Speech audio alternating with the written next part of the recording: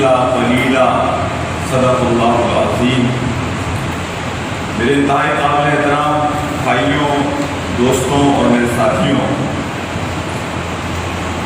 میں اپنے موضوع پر گفتگو کرنے سے پہلے تمہیدی طور پر کچھ چیزوں پر آپ کی توجہ چاہوں گا۔ ہم بحیثیت استاد وہ افراد کے جو تحریک اسلامی سے وابستہ ہیں، وہ لوگ کہ جن کی زندگی ایک مشن ہے۔ میرے بھائی نے سورہ صف کی جو آیات ابھی آپ کے سامنے تلاوت کی، یہ آیات اسی مشن کی طرف نشاندہی کرتی ہے کہ جو تحریک اسلامی میں شامل ہونے والے ہر فرد کا مشن ہے۔ وہ مشن کہ جو میرے نبی محترم کا مشن تھا، وہ مشن کہ جو اللہ نے 1,24,000 کم و بیش نبیوں کا مشن بنایا۔ ہم ایک مشن کے تحت اس دنیا میں زندگی گزارنا چاہتے ہیں۔ ہمیں اپنے حالات سے بھی آگاہی ہونی چاہیے۔ ہم یہ دیکھتے ہیں کہ ہمارے ملک میں آج جو حالات ہیں، ہمارے ملک ہی میں نہیں پوری دنیا میں اس وقت جو حالات ہیں کہ تعلیمی ادارے، ڈگریاں، ان میں اضافہ ہے، لیکن پوری دنیا میں جہالت کا دور دورہ ہے۔ آج ہم یہ دیکھتے ہیں کہ جہالت کے اندھیروں سے صرف پاکستان نہیں بلکہ پوری دنیا متاثر ہو رہی ہے۔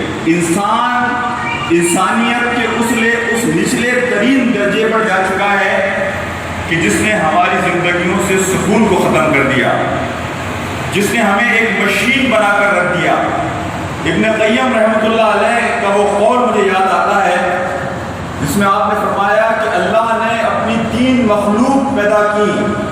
ایک فرشتے پیدا کیے جنہیں زندگی کا ایک مقصد دیا لیکن انہیں کوئی خواہشات نہیں دی۔ ایک مخلوق اللہ نے جانور پیدا کیے جنہیں خواہشات دی لیکن ان کی زندگی کا کوئی مقصد نہیں تھا، کوئی پرپز نہیں تھا، لیکن خواہشات تھی۔ لیکن ایک مخلوق اللہ نے پیدا کی، انسان، کہ جسے اللہ نے مقصد زندگی بھی دیا اور خواہشات بھی دی۔ ابن قیم کہتے ہیں کہ اگر انسان اپنی خواہشات کے پیچھے پڑ جائے تو وہ جانوروں سے بھی نچلے درجے میں چلا جاتا ہے، اور وہ اگر مقصد زندگی کو حاصل کرنے کے لیے اپنے آپ کو بلند کرے تو وہ فرشتوں سے بھی اوپر چلا جاتا ہے۔ آج ہم دیکھتے ہیں کہ انسان جو کچھ کر رہا ہے وہ حقیقت میں جانوروں سے بھی گری ہوئی چیزیں ہیں۔ یہ وہ حالات ہیں کہ جن حالات میں مجھے اور آپ کو اس تحریک کا کام کرنا ہے۔ میں یہ بھی بات یہاں واضح کروں کہ ایک ہے روایتی کلچر اور ایک ہے ماڈرن کلچر۔ یہ گلوبل ولیج جو دنیا بن گیا، جسے ہم کہتے ہیں گلوبلائزیشن، اس کے جہاں بہت سارے فائدے ہوئے ہیں وہاں اس کا بہت بڑا نقصان بھی ہوا ہے۔ دیکھیں، روایتی کلچر میں کہ جو ہمارا کلچر ہے، روایتی کلچر میں فرد کی اہمیت ہے، انسان کی اہمیت ہے، ہر نفس کی اہمیت ہے۔ ماڈرن کلچر میں پروڈکٹیوٹی کی اہمیت ہے، کام کی اہمیت ہے۔ آپ چاہے جہنم میں جائیں، آپ سے ماڈرن کلچر کو کام مقصود ہے، کام نکلوانا ہے، آپ کو گدھے کی طرح استعمال کیا جائے، مقصد آپ سے کام نکالنا ہے۔ آپ کی زندگی میں کیا ہو رہا ہے، آپ کس طرح اپنے گھر میں زندگی بسر کر رہے ہیں، ماڈرن کلچر کا اس سے کوئی واسطہ اور تعلق نہیں ہے۔ اسی طریقے سے روایتی کلچر میں رشتوں کی اہمیت ہے، تعلقات کی اہمیت ہے، دل کو دل سے جوڑنے کی اہمیت ہے۔ ماڈرن کلچر میں رابطوں کی اہمیت ہے، نیٹ ورکنگ کی۔ اور آپ کے علم میں یہ بات ہوگی کہ نیٹ ورکنگ کے لیے فاصلے ضروری ہیں، رشتوں کو قائم کرنے کے لیے دلوں کو قریب لانا ضروری ہے۔ روایتی کلچر میں انسان کے قریب آتا ہے. نغمہ وہی ہے نغمہ کہ جس کو روح سنے اور روح سنائے. میں شروع میں ایک بات کرنا چاہ رہا تھا کہ لوگ کہیں گے کہ آج ڈاکٹر صاحب وہی پرانی باتیں کر رہے ہیں. تو مجھے ایک شاعر تھا, اس نے ایک شعر کہا اور اس شعر کو میں شروع ہی میں سنانا چاہ رہا تھا آپ کو. سیف انداز بیاں بات بدل دیتا ہے, ورنہ دنیا میں کوئی بات نئی بات نہیں. تو میں کوشش کروں گا کہ اپنی گفتگو میں بات کو آپ کے سامنے اس طرح رکھوں کہ جس کے نتیجے میں آپ اور میں انشاءاللہ تعالیٰ ایک دوسرے سے فائدہ اٹھا سکیں. ہمارے ساتھ ایک اور یہ چیز ہوئی کہ روایتی کلچر میں استاد اور شاگرد کا رشتہ ایک بڑا مقدس رشتہ تھا. استاد ایک مربی تھا, استاد ایک مینٹور تھا, استاد ایک رول ماڈل تھا. شاگرد استاد کی طرف اتنے احترام سے دیکھتا تھا کہ جتنے احترام سے وہ اپنے والد کی طرف بھی نہیں دیکھتا تھا. استاد کی کہی ہوئی بات اس کے لیے حرف آخر ہوتا تھا کہ استاد کی کہی ہوئی چیز کو وہ اپنے لیے اپنی زندگی کے لیے ایک بڑا قیمتی سرمایہ سمجھتا تھا. لیکن ہم دیکھتے ہیں کہ اس ماڈرن کلچر نے, اس گلوبلائزیشن نے ہم سے یہ اپنا روایتی کلچر بھی چھین لیا. اب ہم اپنے کلچر میں دیکھتے ہیں, یہ بات ذہن میں رکھیں کہ اسلامی تہذیب اور مغربی تہذیب میں زمین اور آسمان کا فرق ہے. یہ بھی نہیں کہ 19-20 کا فرق ہو. ہمارا سوچنے کا انداز, ہمارا کام کرنے کا انداز, ہماری روایات, ہماری اقدار, مغرب اور ہماری روایات میں زمین اور آسمان کا فرق ہے. یہی وجہ ہے کہ آج اس گلوبلائزیشن نے ہم سے ہماری روایات بھی چھین لی, ہماری قدریں بھی چھین لی, ہمارے رشتے بھی چھین لیے, ہمارے تعلقات بھی چھین لیے, اور ہم ایک مصنوعی مشین بن کر رہ گئے. جنید بغدادی رحمۃ اللہ علیہ کا نام آپ سب نے سنا ہوگا. میں اپنے موضوع سے ذرا تھوڑی دیر کے لیے ہٹوں گا, اور اس کی وجہ یہ ہے کہ میں آپ کو یہ سمجھاؤں کہ آج ہمارا بحیثیت قوم ایک بہت بڑا المیہ ہے. وہ المیہ یہ ہے کہ ہم ظاہری چیزوں پر زیادہ زور دیتے ہیں. یعنی ہمارے نزدیک ڈگری کی اہمیت ہے, ہمارے نزدیک اس کاغذ کے ٹکڑے کی اہمیت ہے, اس لیے کہ ہم ظاہری چیزوں, ہر چمکتی چیز پر ہم اپنا دل دے بیٹھتے ہیں, ہر چمکتی چیز کے پیچھے ہم بھاگتے ہیں, ہر کھوکھلے نعرے کے پیچھے ہم پیچھے لگ جاتے ہیں, لوگ ہمیں بیوقوف بناتے ہیں. جنید بغدادی کا جو واقعہ آج میں آپ کے ساتھ شیئر کروں گا, یہ واقعہ ہمیں یہ سکھاتا ہے کہ چیزوں کی ایک ظاہری حیثیت ہوتی ہے, پھر چیزوں کی ایک روح ہوتی ہے, چیزوں کی ایک اندر کی مقصد شریعت ہوتا ہے. ابن قیم ہی کا ایک قول میں آپ کو سناؤں اور پھر میں جنید بغدادی کی بات بتاؤں گا. ابن قیم یہ کہتے ہیں کہ عبادات کے دو حصے ہیں, عبادات کی دو شرائط ہیں. پہلی شرط عبادت کی یہ ہے کہ انسان ٹوٹ کر اطاعت کرے. ٹوٹ کر اطاعت کرنا, ٹوٹ کر اطاعت یہ ہے کہ ابھی اذان ہو, آپ کھڑے ہو جائیں, اللہ اکبر کہیں, رکوع میں جائیں, سجدہ کریں. یہ ظاہری پہلو ہے عبادت کا. عبادت کا ظاہری پہلو عبادت کی پہلی شرط ہے. ابن قیم کہتے ہیں کہ عبادت کی دوسری شرط اللہ سے ٹوٹ کر محبت کرنا ہے. ابن قیم فرماتے ہیں کہ اگر پہلی شرط پوری کی جا رہی ہو اطاعت, لیکن دوسری شرط پوری نہ کی جائے, تو یہ ایسا ہے کہ اطاعت عبادت کا جسم ہے اور اللہ سے محبت عبادت کی روح ہے. اور جسم چاہے کتنا ہی خوبصورت اور حسین ہو, اگر اس میں سے روح نکل جائے تو ہم کیا کرتے ہیں, ہم اسے قبرستان کے حوالے کرتے ہیں. یعنی ظاہری طور پر چاہے کتنا ہی حسین آدمی ہو, کتنا ہی لہیم شہیم ہو, کتنا ہی خوبصورت لباس ہو, کتنی ہی خوبصورت اس کی شکل صورت ہو, لیکن اگر روح نکل جائے تو ہم کہتے ہیں کہ اسے ایک دن بھی اپنے درمیان نہیں رکھیں گے، اسے قبرستان کے حوالے کرو۔ بالکل یہی معاملہ ہے کہ ظاہری چیزوں پر ہم زیادہ زور دیتے ہیں اور ہم اس کی روح کو نظر انداز کر دیتے ہیں۔ میرے بھائیوں اور میرے دوستوں، جنید بغدادی نے ایک دن اپنے شاگردوں کو کہا کہ بہلول کو تلاش کرو۔ آپ کو پتا ہے بہلول کون تھا؟ بہلول درویش تھا، مجنوں تھا، ولی تھا اللہ کا، ہارون رشید کے زمانے میں۔ جنید بغدادی رحمۃ اللہ علیہ کے شاگردوں نے کہا بھی کہ آپ اتنے بڑے عالم دین ہیں، آپ کو بہلول سے کیا کام ہے؟ انہوں نے کہا کہ نہیں، مجھے بہلول سے کام ہے، بہلول کو تلاش کرو۔ بہلول کو تلاش کیا گیا، جنید بغدادی وہاں پہنچے اور جنید بغدادی نے اس سے اپنا تعارف کرایا تو بہلول نے کہا اچھا تم وہی جنید ہو جو لوگوں کو قرآن پڑھاتا ہے اور حدیث پڑھاتا ہے؟ انہوں نے کہا ہاں میں وہی جنید ہوں۔ تو بہلول نے کہا کہ تمہیں گفتگو تو کرنا آتی ہوگی۔ اب سنیے جنید بغدادی کا جواب۔ جنید بغدادی ہاں مجھے گفتگو کرنا آتی ہے، میں پہلے سلام کرتا ہوں، پھر سیدھا ہاتھ ملاتا ہوں، سامنے والے کا اکرام کرتا ہوں، ادب سے بات کرتا ہوں، نیچی آواز میں بات کرتا ہوں، اچھے الفاظ میں بات کرتا ہوں، پوری توجہ دیتا ہوں اس فرد کو جس سے گفتگو کر رہا ہوں۔ بہلول نے کہا کہ تجھے تو گفتگو بھی کرنا نہیں آتی، اور آگے بڑھ گیا۔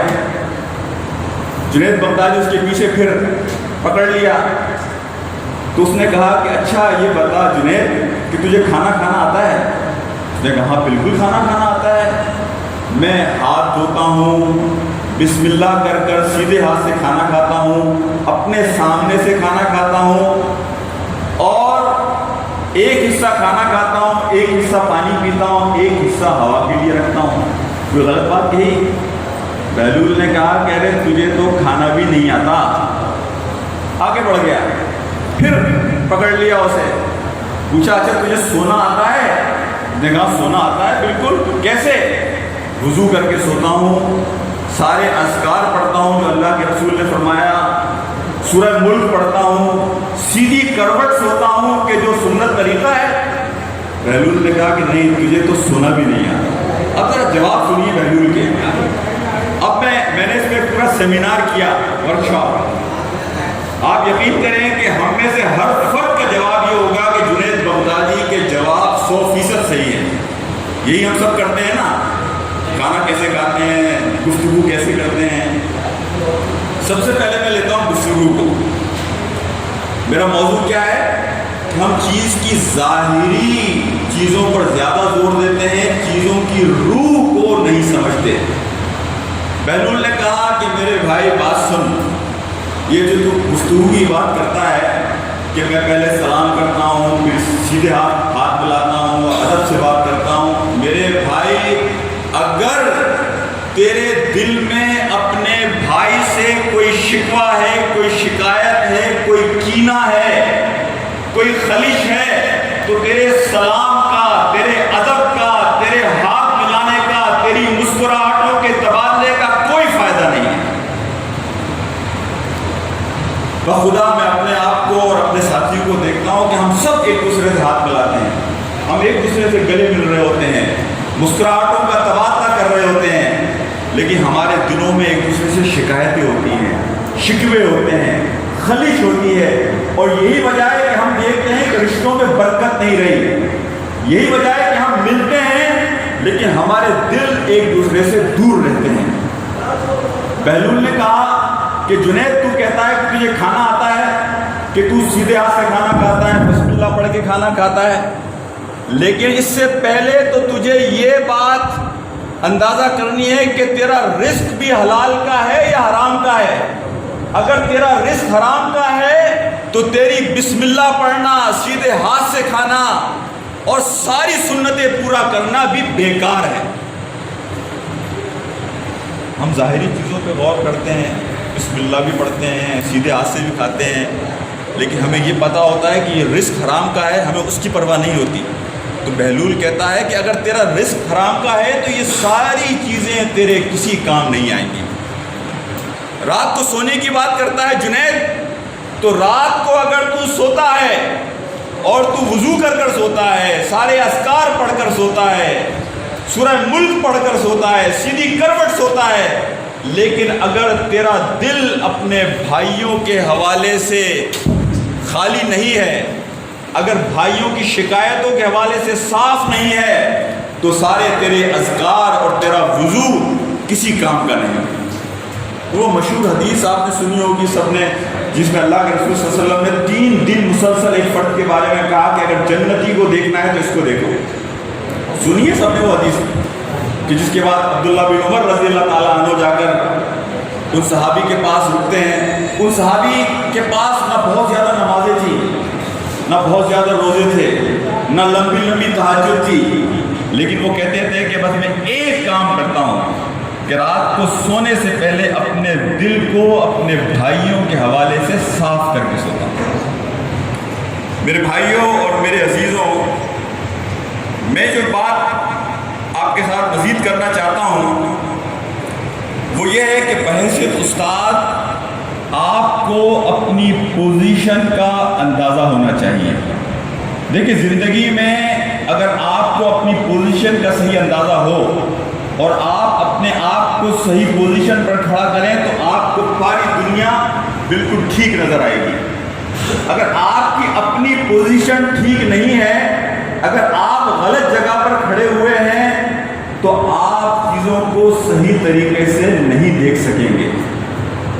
بحیثیت استاد کے سب سے پہلے میرے اور آپ کے ذہن میں یہ بات واضح ہونی چاہیے کہ زندگی کا مقصد یہ دنیا کا حصول ہی نہیں ہے، بلکہ زندگی کا اصل مقصد اللہ کی رضا ہے۔ یا وسعت افلاک میں تکبیر مسلسل، یا خاک کے آغوش میں تسبیح و مناجات، وہ مذہب مردان خدا گاہ خدا مست، یہ مذہب ملا و جمادات و نباتات۔ میرے پاس وقت نہیں ہے، ورنہ قرآن کی اگر میں آیات آپ کو سنانا شروع کروں، شرع لکم من الدین ما وصی بہ نوح والذی اوحینا الیک وما وصینا بہ ابراہیم وموسیٰ وعیسیٰ ان اقیموا الدین ولا تتفرقوا فیہ الذین ان مکناہم فی الارض اقاموا الصلاۃ وآتوا الزکاۃ وامروا بالمعروف ونہوا عن المنکر وللہ عاقبۃ الامور۔ قرآن کی آیت کے بعد آیت، آیت کے بعد آیت، قرآن کی ان آیات کی بہترین تفسیر مقصد زندگی کے حوالے سے اقبال کی اشعار ہے۔ بخدا 100 والیوم کوئی لکھ دے تفسیر کے، 100 والیوم، اور اقبال کی یہ 2 اشعار مقصد زندگی کو اتنا واضح کرتے ہیں کہ 100 والیوم مقصد زندگی نہیں۔ بحیثیت استاد ہمیں یہ سمجھنا ہے کہ زندگی کا مقصد کیا ہے۔ ہمارے اپنے لوگ کنفیوز ہوتے ہیں، تحریک میں 10-10 سال سے ہیں، 20-20 سال سے ہیں، اور پھر ناراض ہو کر گھر بیٹھ جاتے ہیں، پھر شکوہ ہوتا ہے، کسی کونے میں جا کے بیٹھ جاتے ہیں، کسی اور جماعت میں چلے جاتے ہیں۔ میں یہ کہتا ہوں کہ جو گھر بیٹھ جاتا ہے، جو ناراض ہو جاتا ہے، جو کسی اور جماعت میں چلا جاتا ہے، اس کا مقصد یہ ہے کہ اس نے تحریک میں مقصد زندگی کو سیکھا ہی نہیں۔ اقبال یہ کہتا ہے کہ 2 طرح کے مسلمان ہیں۔ ایک مسلمان وہ ہے کہ جس نے اپنی زندگی کا مشن یہ بنا لیا کہ وہ صبح اور شام اللہ کے دین کے غلبے کے لیے کوشش کرے گا، یا وسعت افلاک میں تکبیر مسلسل، وہ مسلسل اللہ کی تکبیر کو بلند کرنے کے لیے جد و جہد اور کوشش میں لگا رہتا ہے، وہ اللہ کی بات کو ہمیشہ بڑا کرنے میں لگا رہتا ہے، یہ مسلمان ہے۔ دوسرا مسلمان وہ ہے یا خاک کے آغوش میں تسبیح و مناجات، یہ دوسرا مسلمان وہ ہے جو خانقاہوں میں بیٹھتا ہے، جو مسجدوں میں بیٹھتا ہے، جو گھروں میں اپنے آپ کو بند کر کے اللہ کی تسبیح بیان کرتا ہے۔ وہ جو پہلی قسم کا مسلمان ہے اس کے بارے میں اقبال کہتا ہے وہ مذہب مردان خدا گاہ خدا مست، یہ جو پہلی قسم کا مسلمان ہے یہ وہ ہے جس نے مقصد زندگی کو پہچان لیا کہ اللہ نے مجھے کیوں پیدا کیا ہے، اللہ نے مجھے اشرف المخلوقات کیوں بنایا، اللہ نے مجھے احسن تقویم پر کیوں پیدا کیا، اور اس نے اپنی زندگی کا مشن اللہ کی محبت وہ مذہب مردان خدا کا خدا مست، اس کی زندگی کا مقصد ہے اللہ کی رضا، اللہ کی محبت۔ یہ دوسری قسم کا مسلمان ہے جو تسبیح و مناجات میں لگا ہوا ہے صرف، اس کے بارے میں اقبال کہتا ہے یہ مذہب ملا و جماعتات و نباتات۔ ملا اقبال کے یہاں عالم دین کو نہیں کہتے، اقبال کے یہاں ملا اس شخص کو کہتے ہیں، اس عالم کو کہتے ہیں کہ جو دین کا ایک محدود تصور پیش کرتا ہے، جو یہ کہتا ہے کہ دین نام ہے روزے، نماز، حج اور زکوٰۃ کا، اللہ کی تسبیح کا، انفرادی تزکیے کا۔ اقبال کہتا ہے کہ اے نادان مسلمان، اگر تو بھی صرف اللہ کی تسبیح کرتا ہے اور یہ پہاڑ اور یہ درخت بھی اللہ کی تسبیح کرتے ہیں، تو ان پہاڑوں اور درختوں میں اور تجھ میں کیا فرق رہ گیا؟ وہ بھی اللہ کی تسبیح کرتے ہیں۔ سبح للہ ما فی السماوات و ما فی الارض، کائنات کی ہر شے اللہ کی تسبیح کر رہی ہے۔ تجھے اگر اللہ نے اشرف المخلوقات بنایا تو اس کا مطلب یہ ہے کہ تجھ میں اور ان پہاڑوں میں اور ان درختوں میں کوئی فرق ہونا چاہیے، اور فرق یہی ہے یا وسعت افلاک میں تکبیر مسلسل کہ ہم اللہ کے دین کے غلبے کے لیے، یہ مقصد زندگی بحیثیت استاد میرے اور آپ کے ذہن میں جتنا واضح ہوگا، اور یہ بات میں آپ کو بتاؤں سائیکولوجیکل نقطہ نظر سے کہ جس چیز کے بارے میں آپ خود کنونسڈ ہیں، جس چیز کے بارے میں آپ کا اپنا یقین پختہ ہے، وہ چیز دوسرے آدمی تک منتقل کرنے کے لیے آپ کو کسی تقریر کی ضرورت نہیں ہوتی، آپ کو اپنی زبان ہلانے کی ضرورت نہیں ہوتی۔ آپ کا جس چیز پر ایمان ہے اور یقین ہے، وہ چیزیں خود بخود آپ کے مخاطب کے اندر ٹرانسمٹ ہو جاتی ہیں، ٹرانسفر ہو جاتی ہیں، منتقل ہو جاتی ہیں۔ آپ کا جو عقیدہ ہے، آپ کے جو عقائد ہیں، آپ کا جن چیزوں پر یقین ہے، آپ کے بچوں میں خود بخود منتقل ہوتی ہے۔ اسی طرح وہ آپ کے شاگردوں میں منتقل ہوں گی۔ میرے بھائیوں اور میرے دوستوں، دنیا میں ایک پیمانہ یاد رکھیے کہ جو ہم دعا کرتے ہیں ربنا آتنا فی الدنیا حسنۃ وفی الآخرۃ حسنۃ وقنا عذاب، دنیا کا حسنہ ہدایت سے وابستہ ہے۔ اگر کسی انسان کو دنیا میں چاہے خزانے مل رہے ہوں، لیکن خدا کی قسم اگر اس کو ہدایت نہیں مل رہی تو اس کا مطلب یہ ہے وہ ناکام ہے، وہ خسارے میں ہے، وہ گھاٹے میں ہے۔ اس پیمانے کو ذہن میں رکھیں کہ دنیا حاصل ہونا کوئی شرم کی بات نہیں، کوئی حجاب نہیں، کوئی پریشانی نہیں۔ دنیا بھی اللہ کی نعمت ہے، لیکن وہ نعمت ہدایت کے ساتھ ہونی چاہیے۔ میرے بھائیوں اور میرے ساتھیوں، میں یہاں کچھ اور چیزوں کی وضاحت کروں گا۔ ایک چیز میں آپ کے سامنے یہ رکھنا چاہتا ہوں کہ آپ کے اور میرے ذہن میں یہ بات واضح ہونی چاہیے کہ علم اور تربیت میں فرق کیا ہے۔ بحیثیت استاد کے ہمیں یہ معلوم ہونا چاہیے کہ علم نام کتابوں کا پڑھنا نہیں ہے، علم نام الفاظوں کے سیکھنے کا نہیں ہے، علم نام کسی ڈگری کے حاصل کرنے کا نہیں ہے، بلکہ علم نام ہے اس اینک کا کہ جس اینک کو حاصل کرنے کے بعد میں صحیح اور غلط میں تمیز کر سکوں۔ علم نام ہے اس پیمانے کا جس پیمانے کو میں اپنے اندر حاصل کرنے کے بعد اندھیروں اور اجالوں میں فرق کر سکوں۔ علم نام ہے اس چیز کا کہ جس کے نتیجے میں اللہ کی معرفت حاصل کر سکوں۔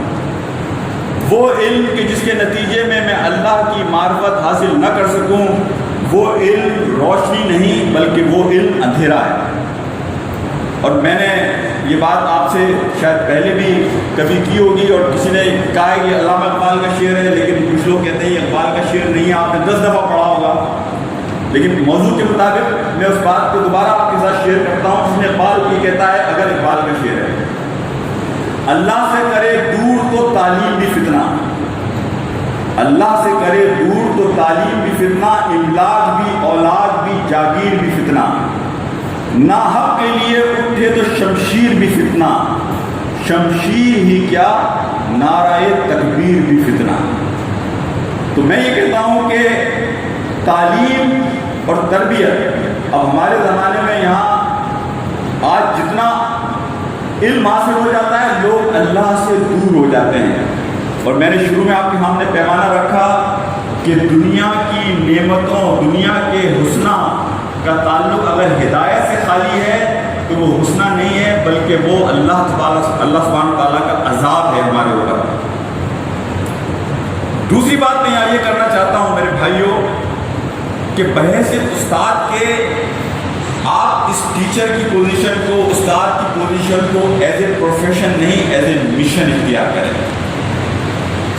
میں نے اپنی بیٹی کو، اس نے ماسٹرز کیا، تو میں نے اس کو کہا کہ بیٹا تم ایسا کرو پی ایچ ڈی کرو اور پی ایچ ڈی کر کے کسی یونیورسٹی کے اندر پروفیسر بن جاؤ. تو میری بیوی نے کہا کہ نہیں، میں یہ چاہتی ہوں کہ یہ کسی پرائمری اسکول کے اندر جا کے ٹیچر بنے، یہ کسی ایلیمنٹری اسکول میں یہ پروفیسر بن جائے گی تو ہاں اس کو ایک ٹائٹل مل جائے گا، اس کا نام بڑا ہو جائے گا، اس کی تنخواہ بہت ہو جائے گی، لیکن اصل میں بچوں کا ذہن بنتا ہے پرائمری اسکول میں اور نرسری اسکول میں. تو میں یہ چاہتی ہوں کہ ایز اے مشن میری بچی جو ہے وہ ایز اے مشن اس کام کو لے اور جا کے ان بچوں کے ذہنوں کی آبیاری کرے کہ جو بچے پرائمری اسکول میں اور ایلیمنٹری اسکول میں ہیں کہ یہ وہ بچے ہیں کہ جو آگے بڑھ کر ہمارے اس ملک میں، ہماری اس امت میں ایک یعنی بڑا کام کر سکیں گے. تو میں آپ سے یہ کہوں گا کہ اس کام کو اپنا مشن بنائیے. غالب سے کسی نے پوچھا تھا کہ عیاشی کسے کہتے ہیں، تو غالب نے کہا کہ اگر تمہارا شوق جس چیز کا تمہیں شوق ہے وہ تمہارا پروفیشن بن جائے، یہ عیاشی ہے. وہ چیز جس کا تمہیں شوق ہے وہ تمہارے رزق کا ذریعہ بن جائے، یہ عیاشی ہے. تو میں یہ کہتا ہوں کہ اس کو شوق بنائیں اپنا، یعنی اس کو بوجھ نہ سمجھیں، اس کو شوق سمجھ کر کام کریں. دوسری بات میں یہ کہتا ہوں کہ استاد کے اس کردار کو بحال کرنے کی ضرورت ہے جو میں نے پہلے شروع میں ذکر کیا. استاد بحیثیت مربی، استاد بحیثیت مینٹور. ابوالکلام آزاد کا وہ جو شعر ہے کہ کورس تو لفظ ہی سکھاتے ہیں. یہ جو کورس ہم کرتے ہیں، کورس پڑھاتے ہیں، یہ بھی ایک کورس ہے، تربیت گاہ کی ایک کورس ہے. کورس تو لفظ ہی سکھاتے ہیں، آدمی بناتے ہیں. کورس تو لفظ ہی سکھاتے ہیں، آدمی بناتے ہیں. یہ جو تعلق ہے استاد اور شاگرد کا، 1 to 1، دل سے دل کا رابطہ، اور آپ یقین کریں کہ اگر آپ کے دل میں سوز ہوگا، اگر آپ کے دل میں کنسرن ہوگا، اگر آپ اپنے شاگرد کے بارے میں فکر مند ہوں گے تو کوئی وجہ نہیں ہے کہ اللہ آپ کے الفاظ میں برکت دے گا. اللہ آپ کی آواز میں وہ طاقت دے گا کہ اس شاگرد کے دل کے اندر آپ کی بات اتر جائے. سندھ کے تعلیمی دعوت کے حوالے سے بات کرنے سے پہلے کہ یہاں ایک خاص مسئلہ بھی ہے سندھ کے تعلیمی اداروں میں، وہ بات کرنے سے پہلے میں ایک اور بات یہاں رکھوں گا. اور اتفاق کی بات یہ ہے کہ مجھے اللہ نے موقع دیا 3 دن مسلسل یہ بات کرنے کا. پرسوں بالکل یہی بات میں نے منصورہ میں جماعت اسلامی کی مرکزی تربیت گاہ تھی لاہور میں، وہاں میں نے یہ بات کہی. کل جمعیت کا پروگرام تھا اور خواتین کا پروگرام تھا حیدرآباد اور ٹنڈلیار میں، وہاں میں نے یہ بات کہی. اور آج اللہ مجھے توفیق دے رہا ہے کہ میں ٹنڈو آدم میں کھڑے ہو کے یہ بات کر رہا ہوں. تو یہ بات ذرا سمجھنے کی ضرورت ہے. مجھے بڑا افسوس ہوتا ہے کہ جب میں یہ دیکھتا ہوں کہ مولانا مودودی رحمۃ اللہ علیہ کی جماعت میں کام کرنے والوں کی سوچیں بہت چھوٹی ہیں، جب میں دیکھتا ہوں کہ ان کے دل بہت چھوٹے ہیں، جب میں دیکھتا ہوں کہ ان کی پرواز بہت نیچی ہے، جب میں یہ دیکھتا ہوں کہ وہ اس تحریک کے کام کو بڑا محدود کام سمجھ کر کر رہے ہوتے ہیں. بخدا مولانا کی کتاب اگر آپ تنقیحات پڑھیں، مولانا مودودی رحمۃ اللہ علیہ نے تو سب سے پہلا کام ہی یہ کیا کہ ہماری سوچوں کو تمام قیدوں سے آزاد کرایا جائے. مولانا نے تو سب سے پہلا کام ہی یہ کیا کہ ہمارے سامنے دین کی بڑی تصویر پیش کی جائے. مولانا نے تو سب سے پہلا کام ہی یہ کیا کہ ہمیں سوچوں کی تنگیوں سے نکال کر اس دین کی وسعتوں میں لے کر جایا جائے. میں آپ سے یہ کہتا ہوں کہ اپنی سوچوں کو بڑا کیجیے. دین کی بڑی تصویر کو دیکھیے، لوگوں کے لیے گنجائش پیدا کیجیے، لوگوں کے لیے اپنے دلوں کو بڑا کیجیے، راستے اگر بند ہوں تو نئے راستے تلاش کیجیے۔ مایوسی اس دین میں اور اس تحریک میں کوئی مقام نہیں رکھتی۔ بقول مولانا مودودی رحمۃ اللہ علیہ کہ اگر دائی کے اندر حکمت نہیں ہے تو وہ سامنے پہاڑ اگر آ جائے تو سر ٹکرا ٹکرا کر اپنا ہی نقصان کرتا ہے، اپنے آپ کو زخمی کرتا ہے۔ دائی تو اس پانی کی طرح ہے کہ اگر پہاڑ آ جائے تو پھر بھی وہ اپنا راستہ بنا کر اپنی منزل کی طرف رواں دواں ہوگی۔ میں تحریک کے ساتھیوں کو یہ کہتا ہوں کہ اگر کوئی شکایت کرتا ہے کہ اجتماع ناکام ہو گئے، لوگ آتے نہیں ہیں، اب وہ روح نہیں رہی اجتماعات کے اندر، ہم لوگوں کو بلاتے ہیں لوگ آتے نہیں ہیں، اس میں لوگوں کا قصور نہیں ہے، بخدا اس میں میرا قصور ہے اور آپ کا قصور ہے کہ ہم نے اپنے آپ کو خول سے باہر نکالیے۔ وہ جو میں ایک لفظ استعمال کرتا ہوں نا، آؤٹ آف باکس تھنکنگ، اپنے اس خول سے نکلیے۔ یہ دنیا بڑی وسیع دنیا ہے، اللہ کی اس دنیا میں اگر آپ کے اندر اخلاص ہے، اللہ آپ کے لیے ایک راستہ بند ہوگا تو 10 راستے کھول دے گا۔ یہ اللہ کے دین کا کام ہے۔ میرے بھائیوں اور میرے دوستوں اور میرے ساتھیوں، میں اللہ سے یہ دعا کرتا ہوں، جو باتیں میں نے آج آپ کے سامنے کی ہیں، کہ اللہ مجھے خود ان چیزوں پر عمل کرنے والا بنائے اور اللہ آپ سب کو اس پر عمل کرنے والا بنائے۔ یہ بات ذہن میں رکھیں کہ اسٹیج آج آپ کے ہاتھ میں ہے، لیکن یہ کل آپ کے ہاتھ میں نہیں رہے گا۔ اسٹیج آج آپ کے ہاتھ میں ہے، کمانڈ آج آپ کے ہاتھ میں ہے، یہ طاقت آج اللہ نے آپ کو دی ہے، کل کوئی اور کھڑا ہوگا آپ کی جگہ پر۔ تو فکر کیجئے کہ اللہ نے آپ کو جو صلاحیتیں دی ہیں، اللہ نے جو آپ کو توانائی دی ہے، اللہ نے جو آپ کو وقت دیا ہے، اللہ نے جو آپ کو صحت دی ہے، اس صحت سے، اس وقت سے بھرپور فائدہ اٹھائیے۔ 1,50,000 آدمی روزانہ صبح انہیں زندگی میں اٹھنے کا دوبارہ موقع نہیں ملتا۔ روزانہ 1,50,000 آدمی اس دنیا سے رخصت ہوتا ہے۔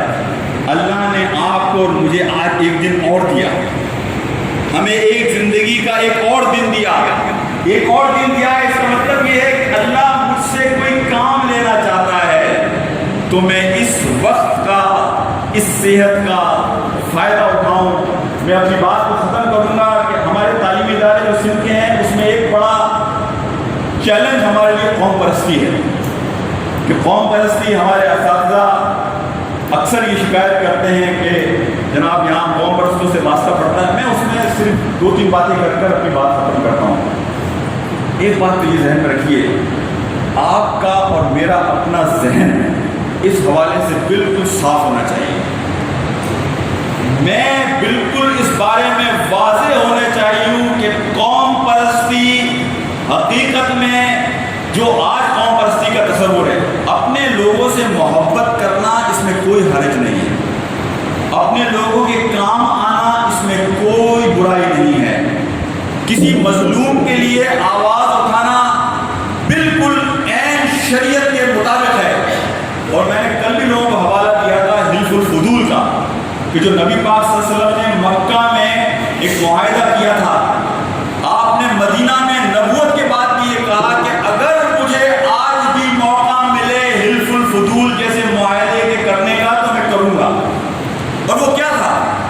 مظلوموں کا ساتھ دینا، وہ لوگ کہ جن پر ظلم ہو ان کے ساتھ کھڑا ہونا، ان کی آواز میں آواز ملانا، لیکن اس بنیاد پر نہیں کہ یہ سندھی ہے، یہ اردو بولنے والا ہے، یہ میری قوم کا ہے، نہیں، اس بنیاد پر کہ اس کے ساتھ ظلم ہوا ہے۔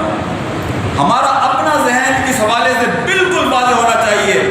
میں یہ کہتا ہوں کہ عصبیت کی بنیاد پر اگر لوگوں کو تولا جائے، اگر لوگوں کا وزن اس بنیاد پہ کیا جائے کہ یہ اس فلانے علاقے کا اور فلانی زبان کا بولنے والا ہے اور یہ فلانی قوم کا ہے، تو بخدا انسانیت کی اس سے زیادہ گراوٹ کوئی اور ہو نہیں سکتی۔ نبی پاک صلی اللہ علیہ وسلم کی زندگی میں بہت کم مواقع آپ کو ایسے ملیں گے کہ آپ کا چہرہ لال ہو گیا ہو، اور آپ کو اتنا غصہ آیا ہو کہ جس کے نتیجے میں لوگ محسوس کریں کہ اللہ کے رسول بہت ناراض ہیں. اور ان میں ایک واقعہ اگر آپ کو یاد ہو، حضرت ابو ذر غفاری رضی اللہ تعالیٰ عنہ کا اور حضرت بلال کا جو مکالمہ ہوا، جس میں حضرت ابو ذر نے حضرت بلال کو کہا او کالی ماں کے بیٹے، اور جب اللہ کے رسول کو پتہ چلا تو آپ کس قدر ناراض ہوئے. میں اس واقعے کی تفصیل میں نہیں جا رہا، لیکن آپ نے 2 مواقع پر غصے کا اظہار کیا اور کہا کہ یہ عصبیت کی جہالت کو میں نے اپنے پیروں تلے رون دیا ہے. تو سب سے پہلی چیز یہ ہے کہ آپ کو اور مجھے اگر کوئی MQM کا نعرہ لگاتا ہے یا کوئی سندھو دیش کا نعرہ لگاتا ہے تو ہمارے ذہن واضح ہونے چاہیے کہ نہ ہمیں MQM کچھ دے سکتی ہے، نہ کوئی سندھو دیش کی تحریک کوئی دے سکتی ہے. ہمیں بالکل واضح ہونا چاہیے اور ہمیں یہ پتہ ہونا چاہیے کہ گندگی کا جواب گندگی سے نہیں دیا جا سکتا، غلاظت کو غلاظت سے دور نہیں کیا جا سکتا، نفرت کو نفرت سے دور نہیں کیا جا سکتا. اور ہم اپنی آنکھوں سے دیکھتے ہیں کہ ہم نے شہروں میں دیکھا کہ MQM کو لوگوں نے کتنا بڑا مینڈیٹ دیا، لیکن MQM ہی ہے کہ جس نے اردو اسپیکنگ افراد کے ساتھ جو ظلم کیا. اور میں تو یہ کہتا ہوں کہ انہوں نے اردو اسپیکنگ کے ساتھ نہیں بلکہ بخدا MQM نے انسانیت کے ساتھ جتنا بڑا ظلم ہم نے اپنی آنکھوں سے شہر کراچی اور حیدرآباد میں دیکھا، پاکستان کی تاریخ میں اتنی زیادتی دنیا نے کہیں نہیں دیکھی ہوگی. لوگوں کو زندہ جلایا گیا، لوگوں کو زندہ کاٹا گیا. MQM نے اس پورے ملک، یہ کون لوگ تھے؟ یہ وہ لوگ تھے کہ جو بڑے نعرے لگاتے تھے کہ ہم مظلوموں کے ساتھ ہیں. اور یہی کام دوسری جماعتوں نے کیا، وہ سندھو دیش کی جماعت ہو، وہ GSM کی تحریک ہو. یہ وہ تحریکیں ہیں کہ جو ہمارے مسائل کا حل نہیں ہیں. یہ ہمارے ذہنوں میں بالکل واضح ہونا چاہیے. اگر مجھے اس حوالے سے شک ہے تو اس کا مطلب یہ ہے کہ مجھے تربیت کی ضرورت ہے، مجھے اپنے تزکیے کی ضرورت ہے. دوسری بات میں نے کہی کہ مظلوم کے لیے آواز اٹھانا عین دین ہے، عین شریعت ہے، لیکن اس بنیاد پر نہیں کہ یہ کون سی زبان بولنے والا ہے اور یہ کون سے علاقے کا رہنے والا ہے. مظلوم اگر کہیں بھی ہے ہم اس کے لیے آواز اٹھائیں. تیسری بات میں یہ کہتا ہوں کہ حکمت کو اختیار کریں. کبھی دیکھیں ابن قیم آج مجھے بڑے یاد آ رہے ہیں، میں بار بار ان کی بات کہتا ہوں. ابن قیم یہ بات کہتے ہیں کہ جب بھی کسی سے آپ کا مباحثہ ہو، جب بھی آپ کسی سے بحث کر رہے ہوں، گفتگو کر رہے ہوں، آپ ہمیشہ ایک بات ذہن میں رکھیں کہ جس فرد سے آپ گفتگو کر رہے ہیں وہ فرد زیادہ اہم ہے.